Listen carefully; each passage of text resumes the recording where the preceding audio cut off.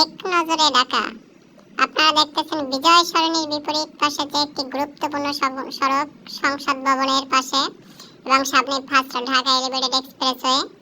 এই সড়কটি দিয়ে হাজার হাজার যানবাহন চলাচল করে এবং প্রতিনিয়ত যানজট চলে। এটি হলো elevated expressway, first Dhaka elevated এক্সপ্রেসের একটি গুরুত্বপূর্ণ সড়ক। এই সড়ক দিয়ে দৈনিক হাজার হাজার গাড়ি যাতায়াত করে। এটি দেখতেছেন যাত্রাবাড়ি টু এয়ারপোর্ট যে এলিভেটেড এক্সপ্রেসের লেন টানা হয়েছে, এটি হলো তেজগাঁও টোলের সামনের অংশ।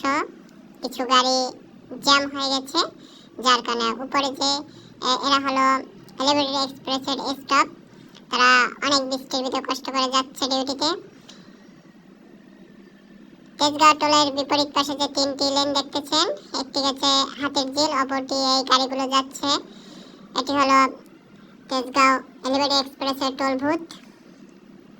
অসংখ্য গাড়ি সামনে আছে, তারা টোলে যাতায়াত করছে।